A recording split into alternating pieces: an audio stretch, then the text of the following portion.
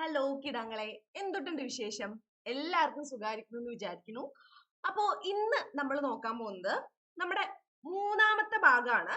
ജനുവരിയിലെ ആനുകാലിക വിഷയങ്ങൾ ഉണ്ടല്ലോ, അതിന്റെ മൂന്നാമത്തെ ഭാഗമാണ് ഇന്ന് നമ്മൾ നോക്കാൻ പോണത്. അപ്പൊ ഇന്നലെയും മിനിഞ്ഞാന്നൊക്കെ എന്തായിരുന്നു, രണ്ട് ഭാഗങ്ങൾ നോക്കി. മിനിഞ്ഞാന്ന് നമ്മൾ ടെസ്റ്റ് നടത്തി. പകുതി പേര് ടെസ്റ്റിൽ ശരിയായെങ്കിൽ പകുതി പേര് തെറ്റായിരിക്കുകയാണ്. ഇനി നിങ്ങൾ തെറ്റരുത് കേട്ടോ. ടെസ്റ്റ് എവിടെ നടത്തുന്നതെന്ന് വെച്ചാൽ ടെലിഗ്രാം ചാനൽ ഉണ്ട് നമുക്ക്, അതിന്റെ ലിങ്ക് താഴെ കൊടുത്തേക്കാം.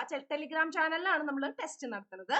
അപ്പോ ഈ ഒരു ടെസ്റ്റ് ഒക്കെ നടത്തി അടിപൊളിയായിട്ട് എല്ലാ ദിവസവും നിങ്ങൾ വീഡിയോ കാണാൻ വേണ്ടി നോക്കുക. പെൻഡിങ് ഒന്നും വരുത്തരുത്. നമ്മൾ തിങ്കളാഴ്ച മുതൽ അല്ലെങ്കിൽ ഞായറാഴ്ച ഒക്കെ മാത്സ് ഒക്കെ ഇട്ട് തുടങ്ങും. LGS കാർക്കും LDC കാർക്കും ലബോറട്ടറി അസിസ്റ്റന്റുകാർക്കും അതുപോലെ തന്നെ ഇംഗ്ലീഷ് ആർക്ക് നമ്മുടെ ലബോറട്ടറിക്കാർക്കും അതുപോലെ തന്നെ പിന്നെ നമ്മുടെ LDC കാർക്കും ഇംഗ്ലീഷ് ഇതൊക്കെ ഇട്ട് തുടങ്ങും. കൃത്യമായിട്ട് ഫോളോ ചെയ്യുക. പിന്നെ നിങ്ങൾ നമ്മുടെ ചാനൽ സബ്സ്ക്രൈബ് ചെയ്യുക ആദ്യമായിട്ടാണ് കാണണമെങ്കിൽ. കാരണം നിങ്ങൾക്ക് ആ കൂടി ചെയ്യാൻ പറ്റുന്നത് അതാണ്. നിങ്ങൾ 5ന്റെ പൈസ എനിക്ക് ഫീസ് തരണ്ട. നിങ്ങൾ വൃത്തിയായിട്ട് പഠിക്കുക. നിങ്ങൾ റാങ്ക് ലിസ്റ്റ് നിങ്ങളുടെ പേര് വരിക, എന്നിട്ട് താഴെ കമന്റ് ചെയ്യുക, മിസ്സേ ഞങ്ങൾ റാങ്ക് ലിസ്റ്റിൽ പേര് വന്നു. അത് മാത്രം മതി നിങ്ങൾ എനിക്ക് വേണ്ടി ചെയ്യേണ്ടത്. അപ്പൊ നമുക്ക് എന്തായാലും കൂടുതൽ വർത്താനം പറഞ്ഞ് നിങ്ങളെ ബോറടിപ്പിക്കുന്നില്ല.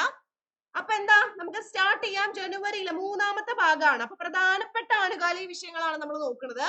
മൂന്നാമത്തെ ഭാഗം നമ്മൾ നോക്കുവാണെങ്കിൽ എന്തായിരുന്നു, രാജ്യത്തെ ആദ്യ സമ്പൂർണ്ണ ഭരണഘടനാ സാക്ഷരത ജില്ലയായി പ്രഖ്യാപിക്കപ്പെട്ടത് കൊല്ലമാണ്. കൊല്ലത്ത് ഒരുപാട് കേസും കാര്യങ്ങളൊക്കെ നമ്മൾ കാണണില്ലേ? കൊല്ലംകാർ ആരെങ്കിലും ഉണ്ടെങ്കിൽ വിഷമിക്കണ്ട കേട്ടോ. എന്റെ അടുത്ത് ദേഷ്യം തോന്നരുത്. ഞാൻ നിങ്ങൾക്ക് ഓർമ്മയിൽ ഇരിക്കാൻ വേണ്ടിയിട്ട് എന്തായിരുന്നു ഇതൊക്കെ പറയുകയാണ്. ഇങ്ങനെ കഥയൊക്കെ വരുന്നത് നിങ്ങൾക്ക് ഓർമ്മയിൽ ഇരിക്കാനാണ്. ഈ കറണ്ട് അഫയേഴ്സ് അല്ലെങ്കിൽ ആനുകാലിക വിഷയങ്ങൾ എന്ന് പറഞ്ഞാൽ വലിയ രസമുള്ള വിഷയമൊന്നും അല്ല. അതുകൊണ്ടാട്ടാ. അപ്പോ കൊല്ലംകാരെന്തായിരുന്നു, ഒരുപാട് കൊലപാതകവും കാര്യങ്ങളൊക്കെ ആത്മഹത്യക്ക് നടക്കുന്നുണ്ട് കൊല്ലത്ത്. അപ്പൊ എന്തായിരുന്നു, അവർക്ക് ശിക്ഷ കിട്ടും. അപ്പൊ എന്താ, കൊല്ലം എന്തായിരുന്നു, ഭരണഘടനാ സാക്ഷരത. അവർക്ക് ശിക്ഷ കിട്ടുന്നത് അവർക്ക് അറിയാം. കാരണം അവർ ഭരണഘടനാ സാക്ഷരത, സമ്പൂർണ്ണ ഭരണഘടനാ സാക്ഷരത ജില്ലയായിട്ട് പ്രഖ്യാപിക്കപ്പെട്ടത് കൊല്ലമാണ്. കൊല്ലംകാർക്ക് എന്നെ ദേഷ്യപ്പെടരുത് കേട്ടോ. ഇനി അടുത്തത്, ദേശീയ സ്റ്റാർട്ടപ്പ് ദിനമായി ആചരിക്കുന്ന ജനുവരി 16. ജനുവരി 16 എന്തായിരുന്നു, ദേശീയ സ്റ്റാർട്ടപ്പ് ദിനമായിട്ടാണ് ആചരിക്കുന്നത്. ജനുവരി 16 ദേശീയ സ്റ്റാർട്ടപ്പ് ദിനമായിട്ടാണ് ആചരിക്കുന്നത്. ഇനി 2023 75ാമത് കരസേനാ ദിനാഘോഷത്തിന് വേദിയായത് ബാംഗ്ലൂരാണ്. ബാംഗ്ലൂരിന്റെ പ്രത്യേകത എന്തായിരുന്നു, കരസേനാ ദിനാഘോഷത്തിന് വേദിയായത് എവിടെയാണ്, ബാംഗ്ലൂരാണ്. ഇനി സഹർഷ്, എന്താ പേര്, സഹർഷ്. നമ്മുടെ അടുത്ത വീട്ടിലെ ചേട്ടന്റെ പേരൊക്കെ ഉണ്ടോ നിങ്ങൾക്ക് ആർക്കെങ്കിലും? ഇങ്ങനെയുള്ള ഫ്രണ്ട്സ് ഒക്കെ ഉണ്ടെങ്കിൽ കമന്റ് ചെയ്യാം. എന്നാ അവന്റെ പേരിൽ എന്ത് ചെയ്യാണ്, ഒരു വിദ്യാഭ്യാസ പരിപാടി ഉണ്ട്. സഹർഷിന്റെ പേരിൽ എന്താ, ഒരു വിദ്യാഭ്യാസ പരിപാടി ഉണ്ട്. അത് എവിടെയാ, ഏത് സംസ്ഥാനത്താ? ത്രിപുര. ഏത് സംസ്ഥാനത്താ? ത്രിപുരയിലാണ് സഹർഷ് എന്ന പ്രത്യേക വിദ്യാഭ്യാസ പരിപാടി ട്ടാ. ഇനി അടുത്തത്, അന്ധതാ നിയന്ത്രണ നയം നടപ്പിലാക്കിയ ആദ്യ സംസ്ഥാനം എവിടാ, രാജസ്ഥാനാണ്. രാജസ്ഥാന്റെ പ്രത്യേകത എന്തായിരുന്നു, അന്ധതാ നിയന്ത്രണ നയം നടപ്പിലാക്കിയ ആദ്യ സംസ്ഥാനം എവിടാ, രാജസ്ഥാനാണ്. ഇനി അടുത്തത്, 2022 ആട്ടാ, ഒരു പൂജ്യം കാണാനില്ല. 2022 മിസ് യൂണിവേഴ്സ് കിരീടം നേടിയത് ആരാണ്, ആർ ബോണി ഗബ്രിയേൽ. എന്താണ് പേര്, ചെറിയ പേരൊന്നുമല്ല, ആർ ബോണി ഗബ്രിയേൽ. ആ പേര് തന്നെ നല്ല എടുപ്പില്ലേ. ആർ ബോണി ഗബ്രിയേൽ ആണ് മിസ് യൂണിവേഴ്സ് കിരീടം നേടിയത്.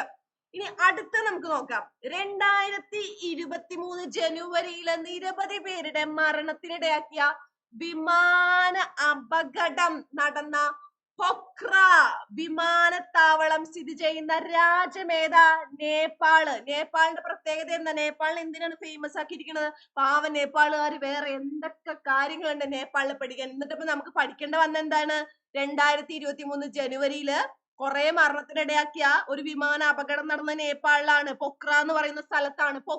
പോക്കായി ഈ സ്ഥലം ഈ പൊക്ര എന്ന് പറയുന്ന സ്ഥലത്താണ് ഈ ഒരു അപകടം നടന്നത്. എന്താല്ലേ, നേപ്പാളിനെ കുറിച്ച് എന്തൊക്കെ പഠിക്കാനുണ്ടായിട്ട് നമ്മള് ഈ മരണ വാർത്തയും അപകട വാർത്തയൊക്കെയാണ് പഠിക്കുന്നത്. പാവം നേപ്പാള്. ഇനി അടുത്തത്, ഇന്ത്യയിൽ ഏറ്റവും കൂടുതൽ സെഞ്ചുറികൾ നേടുന്ന താരം എന്ന റെക്കോർഡ് നേടിയത് ആരാണ്, വിരാട് കോഹ്ലി. അപ്പൊ സെഞ്ചുറി എന്ന് കേൾക്കുമ്പോ തന്നെ ഫസ്റ്റ് ഓപ്ഷൻ എ എന്തുണ്ടാവും, സച്ചിൻ ടെണ്ടുൽക്കർ ഉണ്ടാവും. നമ്മൾ ഇങ്ങോട്ട് ആവേശത്തിൽ ഇങ്ങോട്ട് ഓടിച്ചാടിപ്പോയി ഇതാ പിടിച്ച് എനിക്ക് PSC 1 മാർക്ക് എന്ന് പറഞ്ഞ് നമ്മൾ നേരെ എവിടെ കുത്തും, സച്ചിനിൽ പോയി കുത്തും. ഇനി അങ്ങനെ കുത്തരുത് കേട്ടോ. വിരാട് കോഹ്ലിയാണ്. കുത്തിക്കഴിഞ്ഞാൽ സച്ചിനെ കുത്തിക്കഴിഞ്ഞാൽ കോഹ്ലിയും കൊണ്ട് ഒരറ്റടിയാണ്. അപ്പൊ എന്തായിരുന്നു? വിരാട് കോഹ്ലിയാണ്. ഇനി അടുത്തത്, നിരൂപണ രംഗത്തെ സമഗ്ര സംഭാവനകൾക്കുള്ള 2023 പ്രൊഫസർ MP പോൾ പുരസ്കാരം നേടിയത് ഡോക്ടർ M ലീലാവതി. എന്തായിരുന്നു? ഏത് പുരസ്കാരം നേടിയത്? പ്രൊഫസർ MP പോൾ പുരസ്കാരം നേടിയത് ഡോക്ടർ M ലീലാവതി. പോളിയോ ഒക്കെ വന്നു കഴിഞ്ഞാൽ നമ്മൾ എന്തായിരുന്നു? ഹോസ്പിറ്റലിൽ പോവും അല്ലെ? നമുക്ക് ലീല ഡോക്ടറിനെ കാണാൻ ഹോസ്പിറ്റലിൽ പോവും. എന്ത് വന്നു കഴിഞ്ഞാൽ? പോളിയോ രോഗം വന്നു കഴിഞ്ഞാൽ ലീല ഡോക്ടറിനെ കാണാൻ ഹോസ്പിറ്റലിൽ പോവും.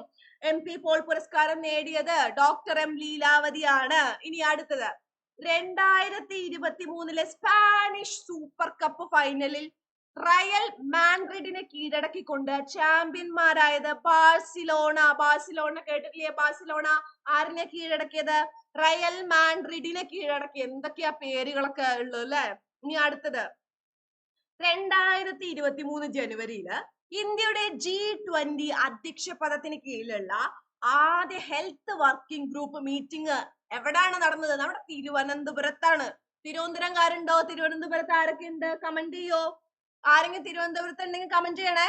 തിരുവനന്തപുരത്ത് എന്താ നടന്നത്? G20 അധ്യക്ഷ പദത്തിന് കീഴിലുള്ള ആദ്യ ഹെൽത്ത് വർക്കിംഗ് ഗ്രൂപ്പ് മീറ്റിംഗ് നടന്ന്. അപ്പൊ തിരുവനന്തപുരംകാര് വിചാരിക്കുന്നുണ്ട് ഇതൊക്കെ എപ്പോ നമ്മളൊന്നും അറിഞ്ഞില്ലല്ലോ എന്ന് വിചാരിക്കും. പക്ഷെ PSC പഠിക്കുമ്പോ നിങ്ങൾ എല്ലാം അറിയണം. ഓക്കെ. ഇനി അടുത്തത്, ഏകദിന ക്രിക്കറ്റിൽ ഇരട്ട സെഞ്ചുറി നേടുന്ന ഏറ്റവും പ്രായം കുറഞ്ഞ താരമായി മാറിയത് ആരായിരുന്നു?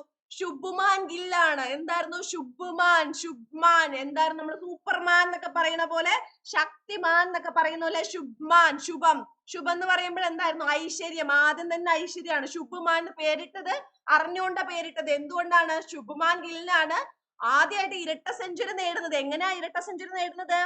ഏറ്റവും കുറഞ്ഞ താരമായിട്ട്, പ്രായം കുറഞ്ഞ പാവം പിഞ്ച് പൈതലാണ് എന്തായിരുന്നു ഇരട്ട സെഞ്ചുറി നേടുന്ന താരം ശുഭ്മാൻ എന്ന് പറയുന്നത്. ഇനി അടുത്തത്, ഏകദിന ക്രിക്കറ്റിലാണ് കേട്ടോ. 2023 ജനുവരി ലോസ് ഏഞ്ചലിൽ വെച്ച് നടന്ന ക്രിട്ടിക്സ് ചോയ്സ് അവാർഡിൽ മികച്ച വിദേശ ഭാഷാ ചിത്രത്തിനുള്ള അവാർഡ് നേടിയത് ഓഫ്കോഴ്സ് എന്തായിരുന്നു? അത് RRR ആണ്. എന്താ പേര്? RRR. മൂന്നാർ. ഈ മൂന്നാറിന് എന്താ പ്രത്യേകത? മറ്റേ മൂന്നാറല്ല കേട്ടോ, നമ്മുടെ ടൂറിസ്റ്റ് പ്ലേസ് ആയ മൂന്നാറല്ല, RRR ആണ്. ഇപ്പൊ RRRന്റെ പ്രത്യേകത എന്തായിരുന്നു? 2023 ജനുവരി ലോസ് ഏഞ്ചൽസിലൊക്കെ വെച്ചിട്ട് നടന്ന ക്രിട്ടിക്സ് ചോയ്സില് നമ്മുടെ മികച്ച വിദേശ ഭാഷ ചിത്രത്തിനുള്ള അവാർഡ് നേടിയതാണ്. അപ്പൊ ലെവൽ ഒന്ന് ആലോചിച്ചൊക്കെ, വേറെ ലെവലാണ് അല്ലെ? ഇനി അടുത്ത നമുക്ക് നോക്കാം. അടുത്ത എന്തായിരുന്നു? ഇന്ത്യയുടെ 74ാമത് റിപ്പബ്ലിക് ദിനാഘോഷങ്ങളിലെ മുഖ്യ അതിഥി ആരാണ്? അപ്പൊ ആരാണ് നമ്മൾ അതിഥിയായിട്ട് വിളിച്ചത്? നമ്മുടെ 74ാമത് റിപ്പബ്ലിക് ദിനാഘോഷത്തിൽ, അതായത് നമ്മുടെ ജനുവരിയിൽ നടന്നില്ലേ, അതിൽ ആരാണ് നമ്മൾ അതിഥിയെ വിളിച്ചത്? Abdul Fattah al CC. എന്തായാലും ഈ പേരൊക്കെ ഭയങ്കര കഷ്ടമാണെന്നൊന്നും വിചാരിക്കേണ്ട. പക്ഷെ ഇതൊക്കെ ഓപ്ഷനിൽ കാണുമ്പോൾ നമുക്ക് കുറച്ച് ഈസിയാണ്. കാരണം നമ്മളിത് 2 പ്രാവശ്യം വായിച്ചാൽ മതി. അപ്പൊ നിങ്ങളിത് റിവിഷൻ ചെയ്യണം. ഞായറാഴ്ച ഇരുന്ന് ഒന്നുകൂടി ഇതൊക്കെ കാണണം കേട്ടോ.